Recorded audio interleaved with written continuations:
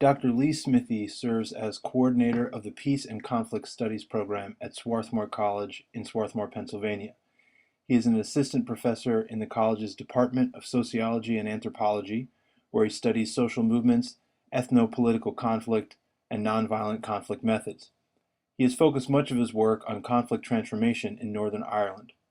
Some of his publications have addressed the strategic choreography of parading disputes in Northern Ireland, third-party nonviolent intervention, and the role of nonviolent social movements in the fall of the Soviet bloc. In separate projects, he is currently studying repression management in nonviolent resistance and the changing symbolic landscape on the streets of West Belfast. He holds a BA from Emory University and an MA and PhD from the University of Texas at Austin. Dr. Smithey is a former chair of the Peace, War, and Social Conflicts section of the American Sociological Association. With that, I'll hand it over to Dr. Lee Smithey. Well, thank you, Darren, and thanks for the opportunity to participate in the webinar series. This is my first webinar, so I'm looking forward to the experience. And I'm looking forward to the interactivity of thinking together with all of you out there about how collective identities may be important in understanding the dynamics of strategic nonviolent action. And I suppose today's topic is a product of three of my main interests: strategic nonviolent action, conflict analysis, and social movements, especially when studied from cultural perspectives. I've always been struck by the frequency with which identity characteristics such as religion and nationalism and age, ethnicity, and gender seem to show up prominently in case studies of strategic nonviolent action. But interestingly, less attention has been paid to tactical choices among sociologists studying social movements, which is actually an area in which those studying strategic nonviolent action have been much stronger. And conversely, the study of strategic nonviolent action maybe has not been fully explored from cultural angles. So I wanted to try to bring these fields into interaction with one another. And at the risk of sounding unambitious, essentially today I simply want to raise some questions about where these topics intersect and how they might inform one another, because I perceive a bit of a lack of cross-fertilization, and yet it seems to me that there may be some exciting potential for new insights to develop and new ways of thinking about nonviolent social movements. So here's what I plan to do. I want to offer just a little background into the sociological study of social movements, particularly with respect to culture and identities and tactical repertoires. Second, I want to suggest that understanding who social movement activists believe they are, what they do, and how they do it is important. And third, to propose that understanding some of the power or the leverage behind nonviolent strategy and tactics is culturally based and is related to collective identities. Strategy and tactical choice is likely constricted and often inspired by collective identities and the interplay of identities in conflict situations. Sociologists over the past 40 years have primarily, really 50 years I guess, have primarily approached social movements as organizational phenomena. And generally we've tried to understand how the tasks of developing and sustaining activity are managed through social movement organizations. And recruitment and participation and when and why social movements emerge have received much attention.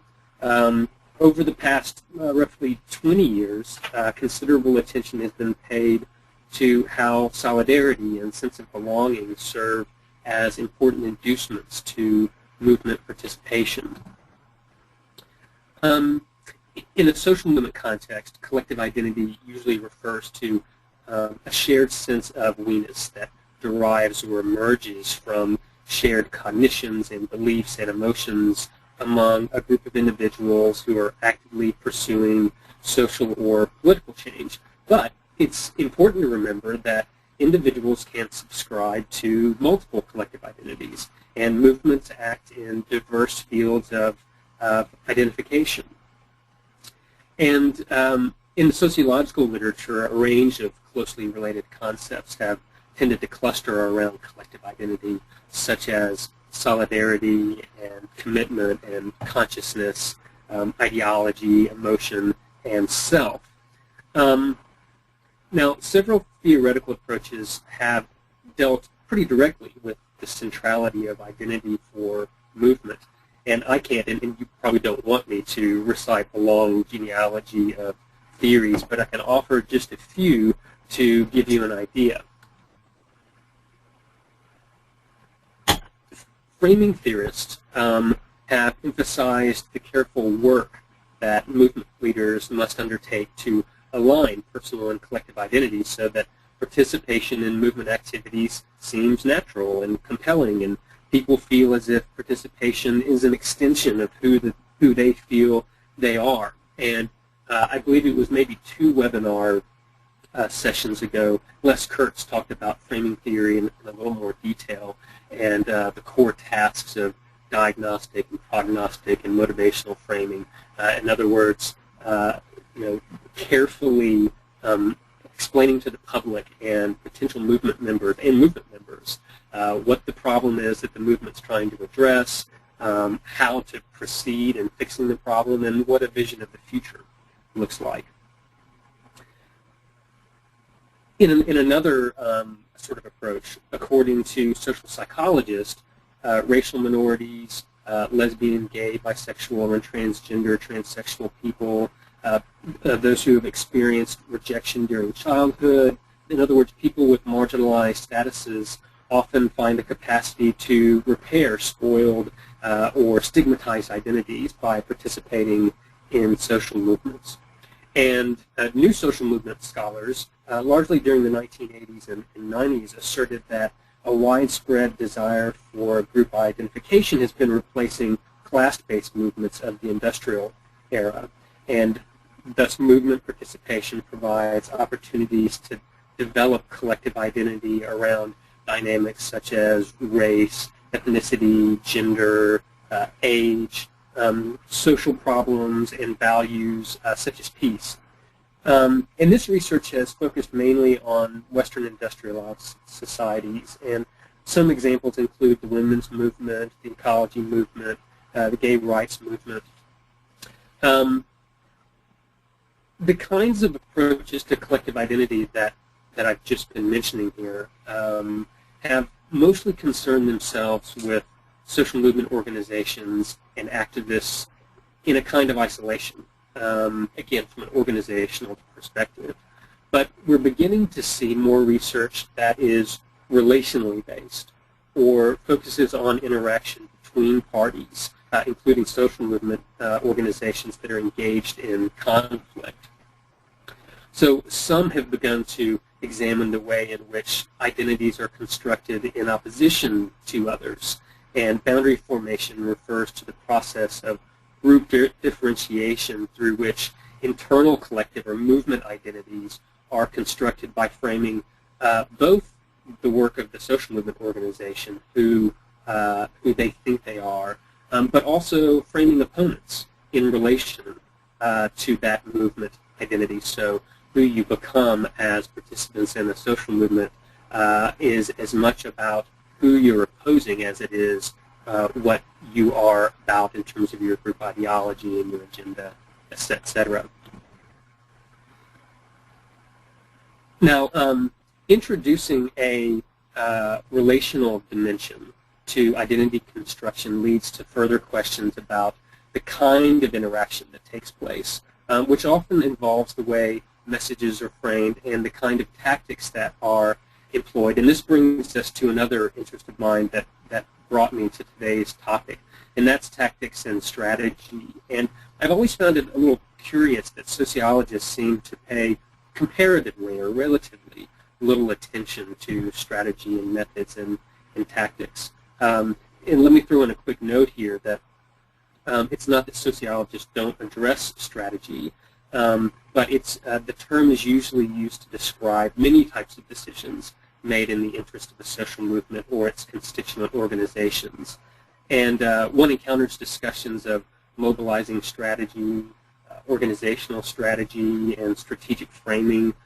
Strategy generally means planning oriented toward achieving objectives, which is in some way intentional or purposive.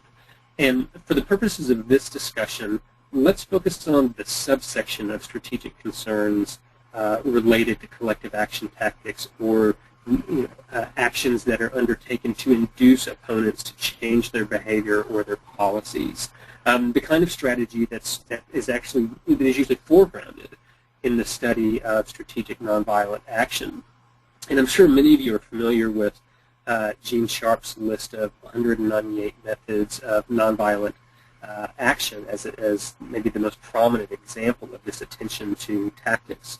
And actually, some of us were talking over lunch a couple of weeks ago and agreeing that we almost certainly need a new list, that the creativity of nonviolent activists has certainly expanded the list. And you can also find similar information in a database at canvasopedia.com.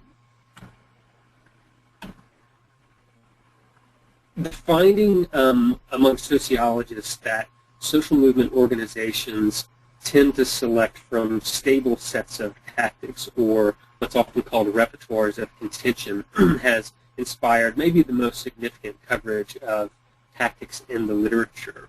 But to my mind, they haven't fully addressed the wide array of tactics that have been developed by social movement activists, or the relational implications. In other words, the ways that tactics are aimed at others in a field of contention.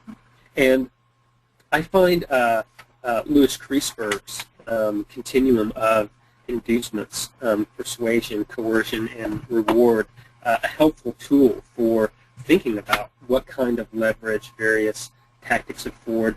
And for the purposes of this presentation, I think it forces us to think about tactical choices in ways that anticipate their effects on opponents and require activists to reflect on who their opponents are and how they think and how they can be induced to change. And in that sense, this contributes to boundary formation and requires some thinking about collective identity.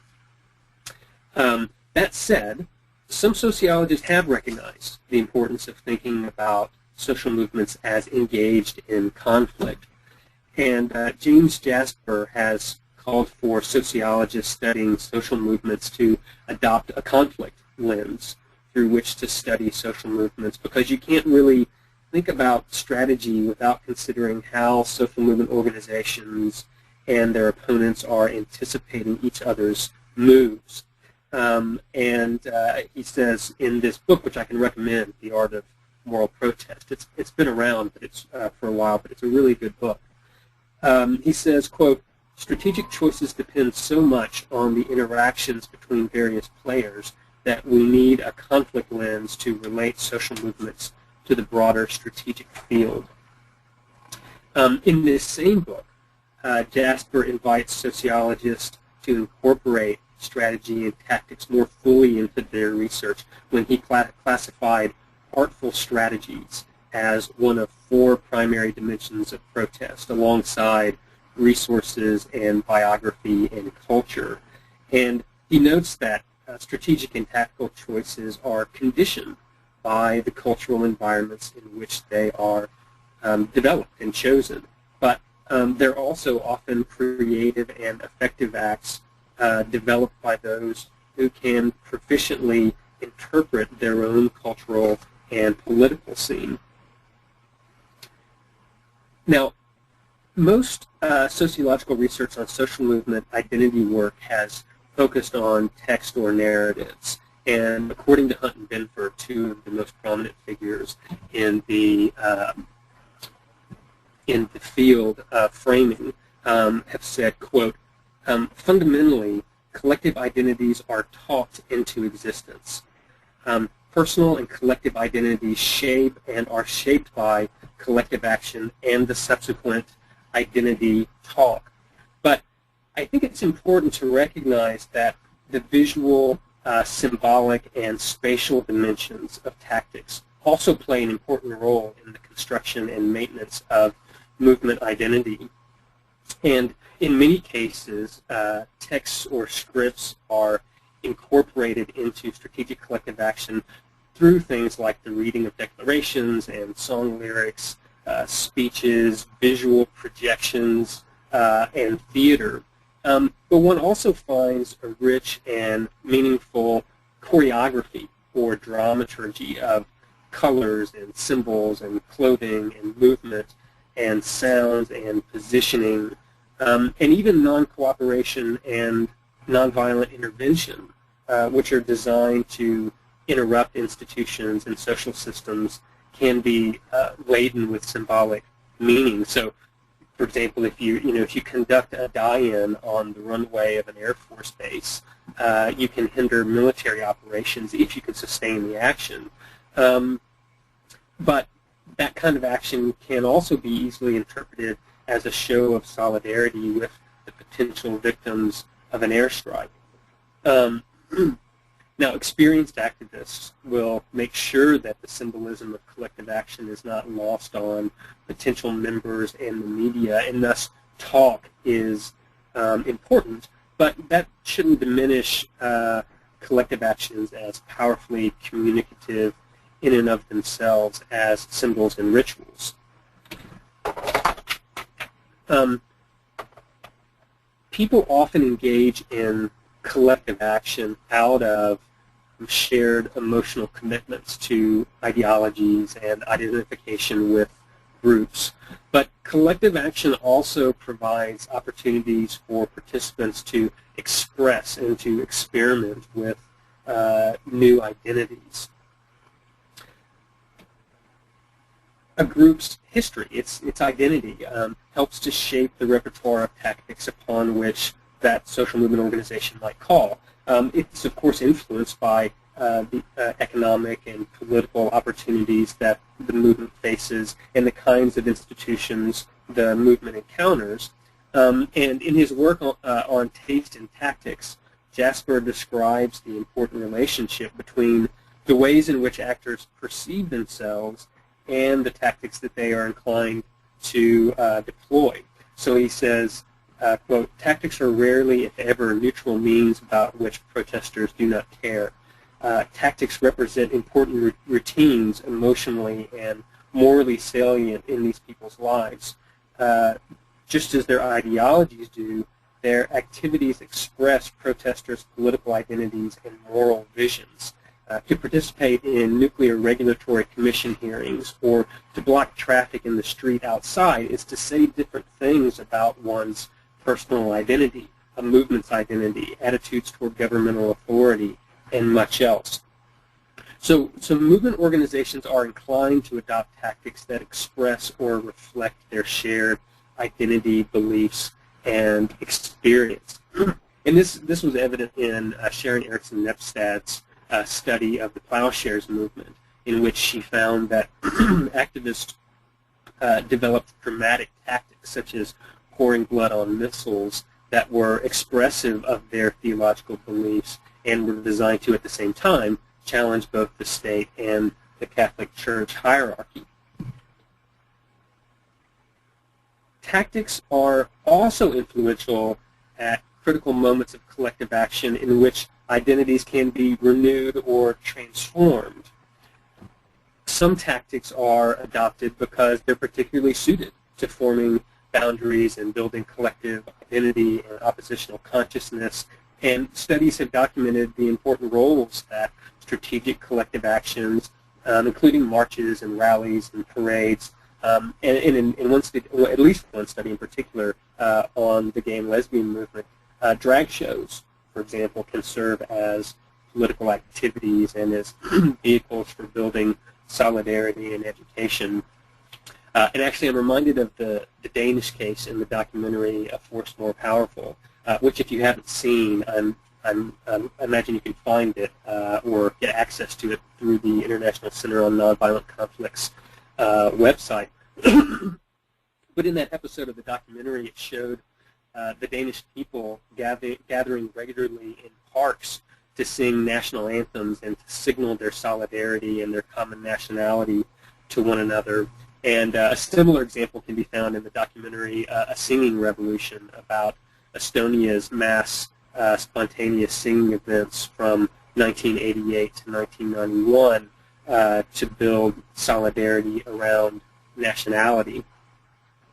And again, in her study of Plowshare's actions against militarism, Nepstad also found that a particular theology of nonviolent resistance emerged out of activists' experiences of confronting authorities and often going to prison.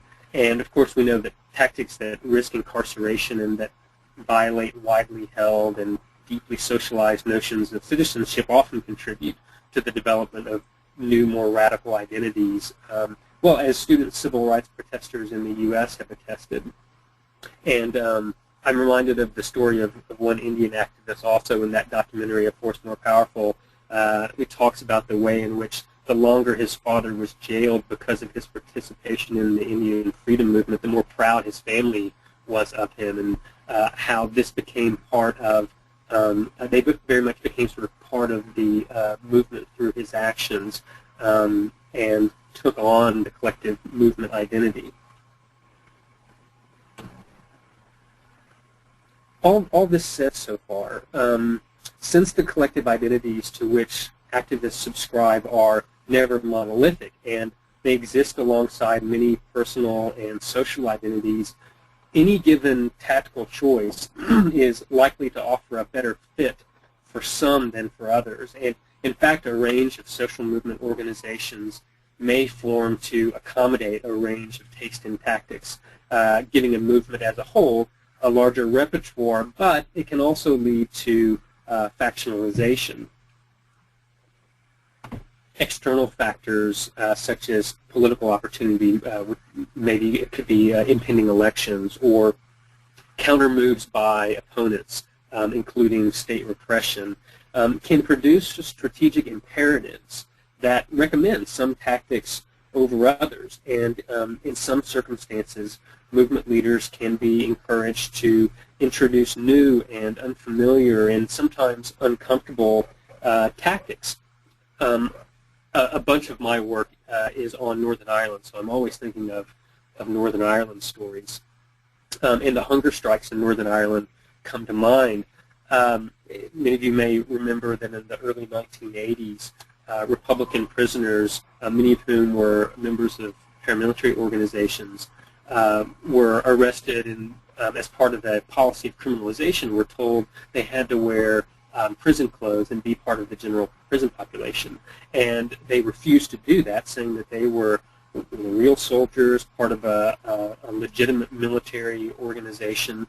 And as a result, they started the blanket strike. Since they didn't have any clothes, they wore the blankets in their cells. And that then became a dirty strike. When they weren't allowed to slop out their cells, they would spread their own excrement on the walls, and then later they began a hunger strike. And interestingly, the leadership of the IRA didn't want the strikes to go on because their strategy had been to portray to the world, to present or to frame rather, themselves as a military organization that should be treated as such under the terms of the Geneva Convention, etc.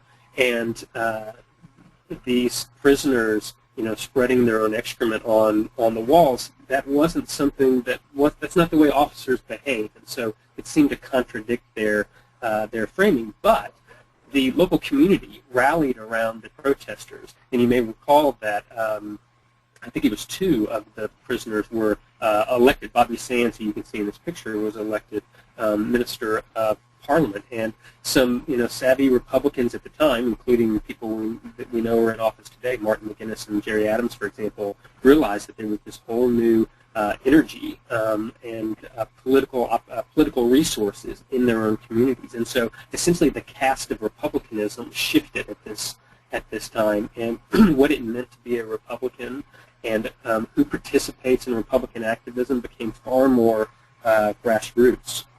And this is, I've excerpted here a little section of this mural. It's a quote from Bobby Sands that you often see on murals that says, everyone, Republican or otherwise, has their own particular role to play. internal debate in social movement organizations over reconciling collective identity with innovative tactics can come out a number of ways. It can create the bounded tactical repertoires that sociologists have observed when tactics seem too radical or too disconnected from widely held senses of tradition and ethics. It can instigate shifts in the content of collective identities to accommodate new forms of collective action. If we think of the Pathans in the northwest frontier of colonial India, Khan Abdul Ghaffar Khan had participated in Gandhi's Indian freedom movement and had developed a core of nonviolent activists in the northwest frontier. And while violence had a certain value in the local culture, I imagine that he successfully foregrounded other value in the local culture of bravery and solidarity and determination, which again requires a certain amount of framing. But again, certain components of collective identity can be brought forward to accommodate new tactics. And third, it can lead to contention within social movement organizations. So we know that there were serious splits in the civil rights movement in the U.S. over the use of the threat of violence versus a disciplined commitment to nonviolent action. So what are the implications of all this for strategic nonviolent action in particular? And let me offer a few thoughts in the final minutes that I have remaining. Before addressing tactics, it's probably worth noting that at a minimum, understanding the importance of collective identity and the framing of social movement agendas and activities is crucial for the mobilization of a nonviolent movement. And my colleague at Swarthmore here, George Lakey, addresses this quite thoroughly in a chapter on cultural preparation in his classic book, Strategy for a Living Revolution, in which he says, a confusing situation where old images no longer work opens people to new, more adequate images of the world. Cultural preparation is a stage when agitators use these images to explain, to discuss, and to ask questions. People begin in this stage to achieve a common identity strong enough to support them in the struggle. So through careful framing work, movement leaders can tap into wells of popular identification and create compelling rationales for movement participation in opposition to a regime or its policies. It may be important when developing strategy to consider whether participation can be enhanced by developing tactics that resonate with prevailing identities among participants and bystanding publics. And nonviolent tactics can and should be justified on the basis of their effectiveness. And it's best if all participants have a firm understanding of nonviolent theory. And the International Center on Nonviolent Conflict makes an enormous educational contribution on this front, being very careful to leave it up to local activists to choose to adopt and or apply the theory in their own circumstances.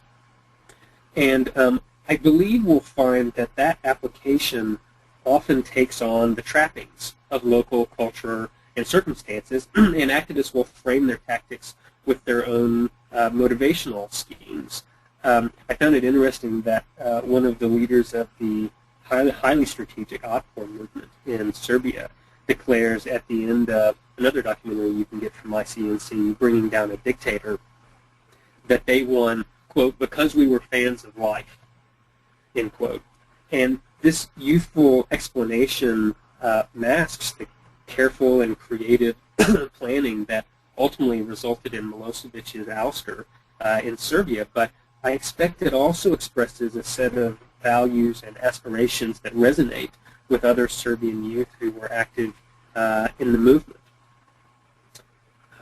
In his work, Gene Sharp has made the casting off of fear central to the success of nonviolent action, as fear, even more so than actual repression, is the greatest weapon wielded by authoritarian regimes. And drawing on ritual and symbolic practices that express and reconstruct shared collective identities can assist in the process of overcoming fears. Singing hymns in prison, prayer, pilgrimage, lighting candles, they may all serve the generic strategic purpose of signaling solidarity, but they may also provide motivational and emotional resources for carrying on the struggle. Perhaps equally as important as casting off fear is maintaining nonviolent discipline. And as Sharp and others have always maintained, following strategic plans and refraining from violence are fundamental to the success of nonviolent action, because resorting to violence risks a range of negative consequences for the movement, some of which I've listed here on the slide in front of you.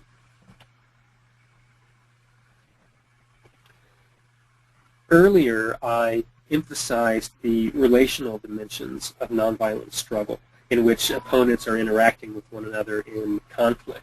And nonviolent activists are encouraged to identify and undermine the pillars of support that sustain regimes' abilities to maintain a minimal level of legitimacy, to exert social control, and simply sustain the functioning of their bureaucracies.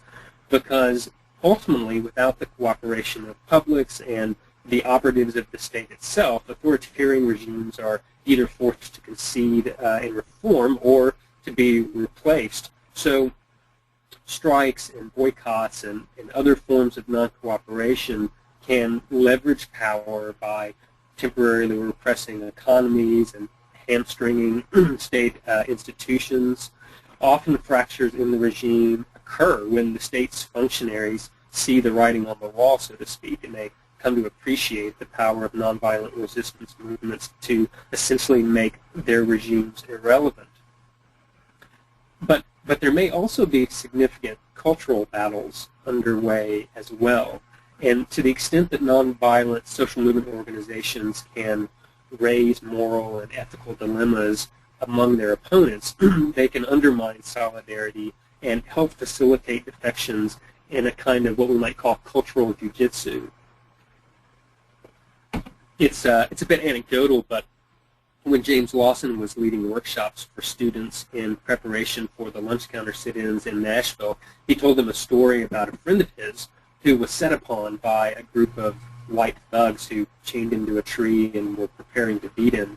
And the man began reciting the Lord's Prayer, which led to an argument among the attackers over whether they could legitimately, according to their faith system, beat a man while he was saying the Lord's Prayer.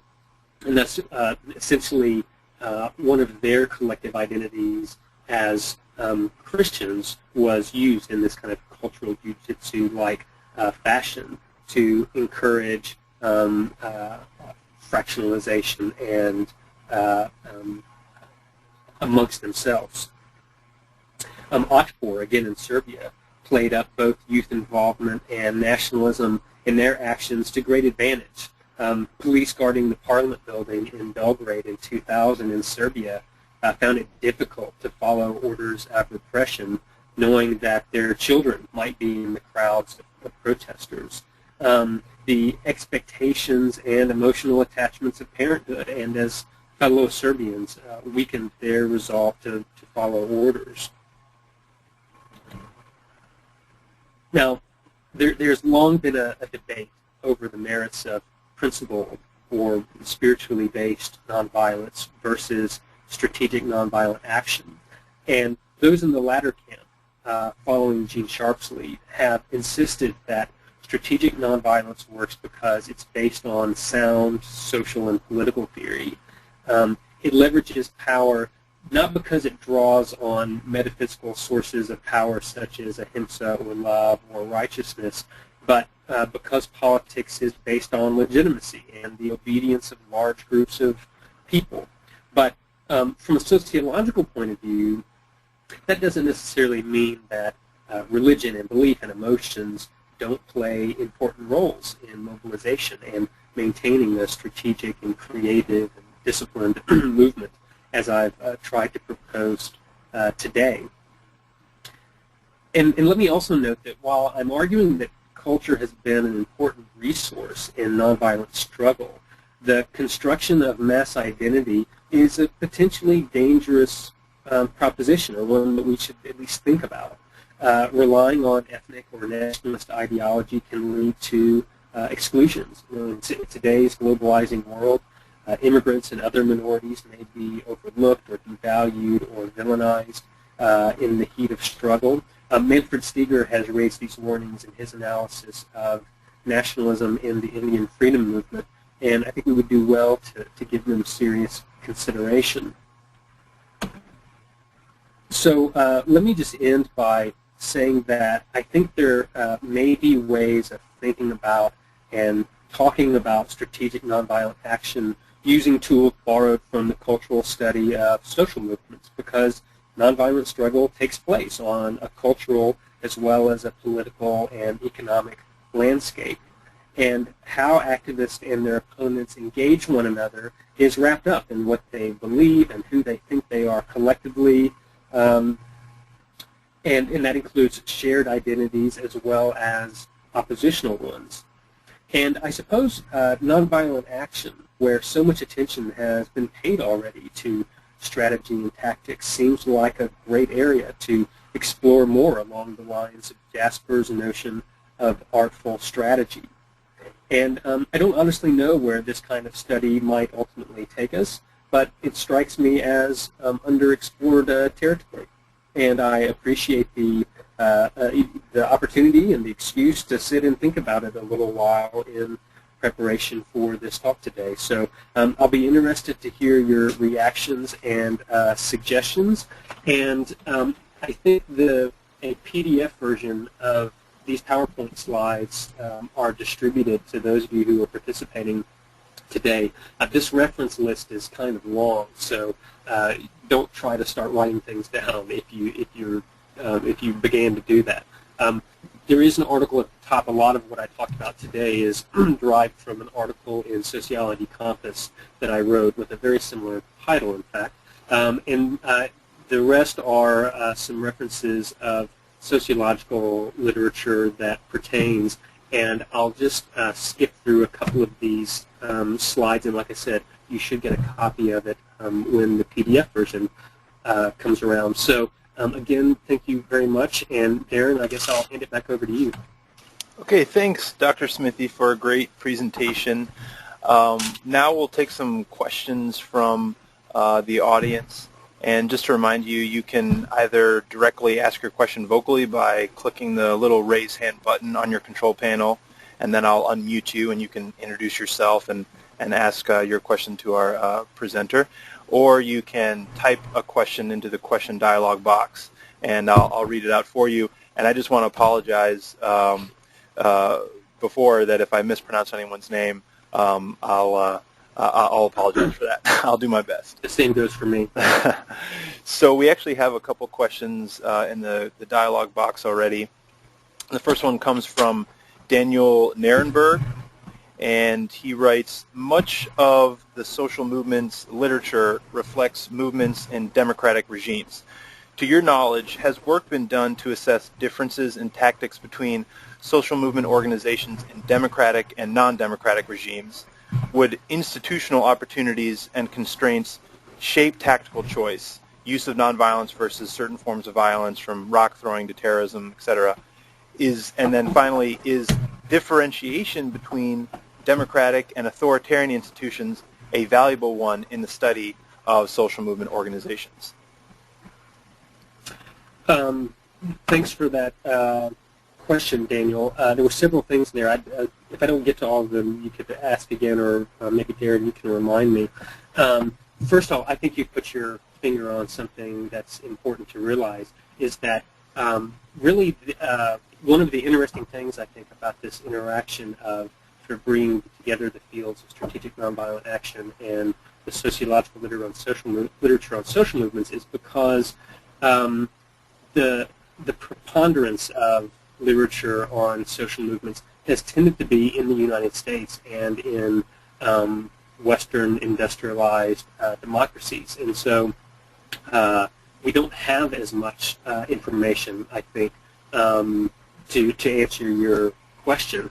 As for whether they how. See, I think the question was democratic versus non-democratic situations. Does that affect tactical choice? I think that's what you were asking, and it does. And in fact, I can recommend to you Tilley's book on regimes and repertoires, in which he finds that it does make a difference. What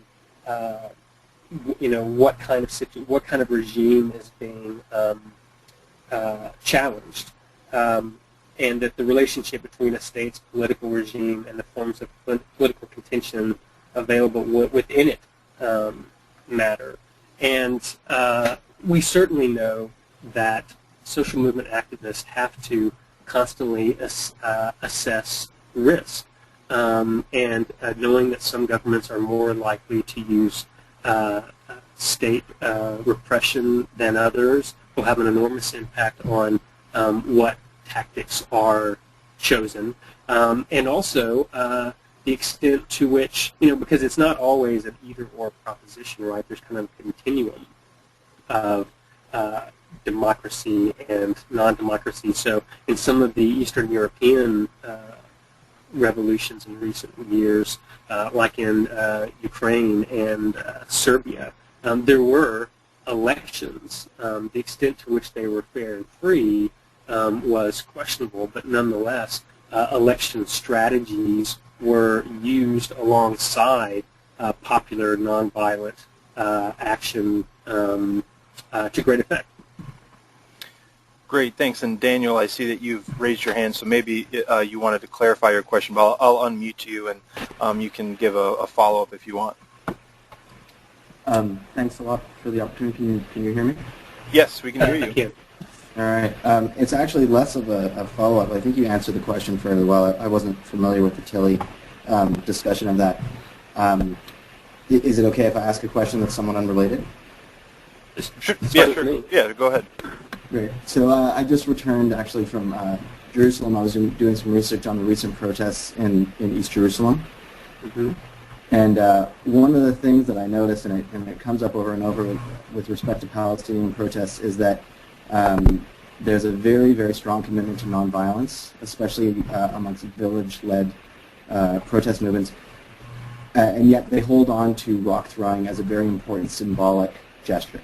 Mm-hmm. And I know that there's a pretty strong debate as to whether rock throwing should be considered violent or nonviolent, in that nobody has ever been killed by rock throwing in the Palestinian territories. Soldiers have definitely been injured. But even nonviolent activists who I meet who are committed to the tactics of nonviolence argue that rock throwing should still continue.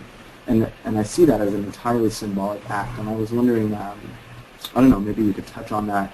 Yeah, I don't really have a direct question relating to it, but it's something that I've been mulling over a lot. Right, sure.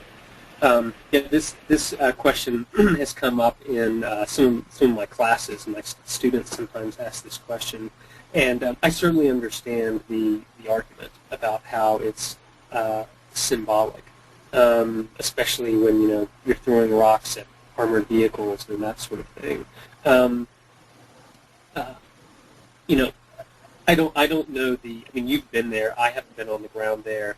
And I don't know the case as well as I might like, and so I want to be really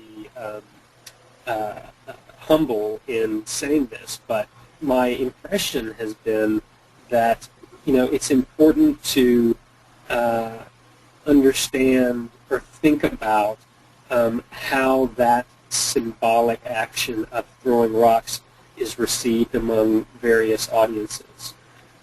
So it may seem, entirely symbolic to local Palestinians, and it may, in fact, I feel like part of what I hear you saying, and to tie this back into today's talk, is that it's a kind of symbolic ritual with special meaning for Palestinians, and it may serve certain functions in terms of, it may actually be a way of signaling solidarity among Palestinians, as much as it is any kind of action aimed at Israeli forces. But at any rate, is to think about how it also plays on the international stage and on the international media, where people may not interpret it in exactly the same way, and so therefore it might undermine some of what Les Kurtz was talking about a couple of webinars ago in terms of repression management. So I hope that answers your question, at least a little bit. Great. Our next question comes from William Tarpe, and he writes, almost by accident, this presentation has helped me to focus on strategies and tactics for cutting into the divisiveness going on in American political debate over the healthcare reform debate. Any comments on this topic? Oh, wow. Okay. Yeah, let me, well, I mean, obviously one of the things that's been interesting, I guess, is another thing we could say about the sociological literature is that it has tended to focus heavily on the left and on liberal and progressive social movement organizations. And yet here we see, with the Tea Party movement and all of the contention around healthcare, that the conservative right in the United States has discovered popular grassroots action, and so that in itself, I think, is kind of interesting. I might actually tie this into the previous comments. For some reason, it comes to mind in the newspapers yesterday. There have been instances apparently where Democratic congressional leaders have been walking by protesters and have been spat on, and have racial slurs have been called out and that sort of thing. And those are in fact symbolic actions. I don't know if you call some spitting symbolic, but it's maybe somewhat in some loose way comparable to throwing stones. But these are symbolic actions. But they're that's exactly the kind of thing that can backfire on movements who are otherwise remaining organized and nonviolent. And I'm sure that those kinds of acts feel as if to the movement that they are reasserting their beliefs, and it can build solidarity, et cetera, but it may not work out well as a very influential tactic. Again, I'm not sure that answers the question, but it is really interesting to think about, especially because we see so much popular grassroots contention on our televisions these days. So, our next question comes from Selena Gallo Cruz, and she writes, are you proposing the term cultural jiu-jitsu, or is this something Sharp discusses? Could you elaborate on what is unique to cultural jiu-jitsu not captured in political jiu-jitsu? Right. I actually think that I have seen cultural jiu-jitsu in the literature, and I think, in fact, Sharp may have used that term before. So thank you, actually, for clarifying that. I don't necessarily want to claim that as my own term. The reason that I think that I was separating it a little bit from political jiu-jitsu is that my reading of Sharp's use of political jiu-jitsu is that you're essentially turning the sort of material resources of the state or the regime against itself. So when the state uses its favorite tactics of surveillance and security and police forces, that what Les Kurtz addressed as the paradox of repression, when that's invoked, that's essentially political jiu-jitsu. And I guess what I'm saying is that that there is probably a kind of cultural jiu-jitsu as well, where you actually leverage your opponents, the state or the regimes, or even more specifically, the ethical and values and beliefs among the agents of the state to your own advantage. So, often through symbolic protest and persuasion.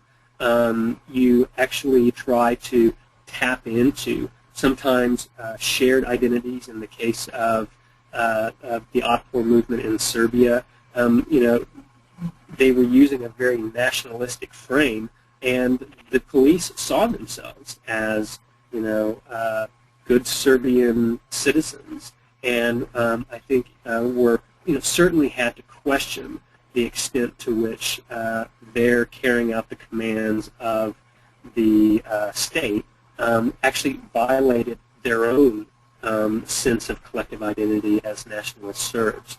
So I guess all I'm saying is that there may well be all sorts of cultural resources out there that are, in some sense, within the state that we can take advantage of.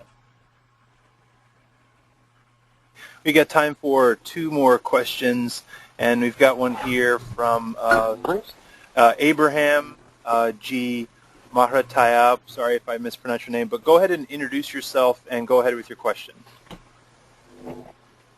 Okay, can you hear me? Yes, we can hear you. Yeah. My name is Abraham. I want to ask on the issue of non-violence in dictatorial regimes like my own country, Eritrea, in which there is no possibility to make any kind of political protest inside the country, and how do you relate this and with the collective identity and relate with the topic of today? Thank you very much. Sure. Thanks, Abraham. I don't know the Eritrean case well, but I'll tell you what comes to mind. It strikes me that in situations where public political protest is not always possible or is highly risky, that these are sometimes exactly the kind of situations in which tactics that are more symbolically or culturally rich might be useful. So to whatever extent there are cultural practices, local rituals and symbols that can be displayed, or activities in which people can gather together. Again, I've used the example in the presentation of singing together. That seems like a fairly innocuous thing. And, depending on what's being sung, it could be more or less innocuous. Getting together to sing can be incredibly powerful in terms of members of a movement signaling to one another solidarity, and that it's an easy, simple thing that people can come and participate in, even not necessarily in massive numbers like the picture that I showed in the slide today, but it's one way in which identity can be built in low risk ways, and I think only people in a particular situation who understand their own culture well and understand the political situation well, such as yourself, can identify and develop those kinds of activities. This question comes from Richard Bell, and he asks, could you comment on the cultural identity of the Tea Party movement? Back to the healthcare and the conservative movement in the United States. Comment on the collective identity of the Tea Party movement. Well, I guess I can just say that it's there, that it's remarkable. The extent to which conservatives in the United States have rallied around, fundamental conservative values of, small government, fear government takeover. And I suppose that's one thing I would say is particular to that movement is the way in which fear of socialism and authoritarian governance is being used or tapped into in the minds of many Americans to build essentially what I was referring to earlier in the presentation as an oppositional consciousness. And it's largely built around opposition to the Obama administration and to, again, these sort of specters of authoritarianism and socialism in the United States. So I think a lot of what I addressed in the presentation could very much, I mean, there could be a great study that applies sort of theories of identity formation to that movement. And in fact, the last thing I'll say, because I know we're essentially out of time, is that what we need to do a lot of this work is essentially social movement ethnographies. If you want to identify the tension between tactics and identities, you want to get into movements and sort of get behind those or around those tables where strategizing is going on, and where people are having those discussions about which tactics really seem to resonate with them, in this case as conservative Americans, and which tactics don't resonate so well with them. I can only imagine that when the Tea Party movement, which seems to have taken off quite quickly, but that as people were joining Tea Party organizations, to what extent they felt that this kind of grassroots public protest was what they do, and whether it was a reflection of who they are, because that kind of protest has generally been associated with the liberal left in the United States. And you've got to wonder, and again, it would make a great study, how they went about rationalizing those tactical choices and folding them into their own conservative ideology and identification. It's kind of a fascinating process. This is all the time that we have for today, but I want everyone who did type in their question in the dialogue box to let them know that we are going to forward those questions along to Dr. Smithey so that he can answer them at his leisure. And I want to thank everyone from around the world who logged in. And Dr. Smithey, do you have any last-minute comments to sign off with? No, just to say thank you for the opportunity to share with you, and also the opportunity to talk with you in this interactive forum. I look forward to more of these in the future.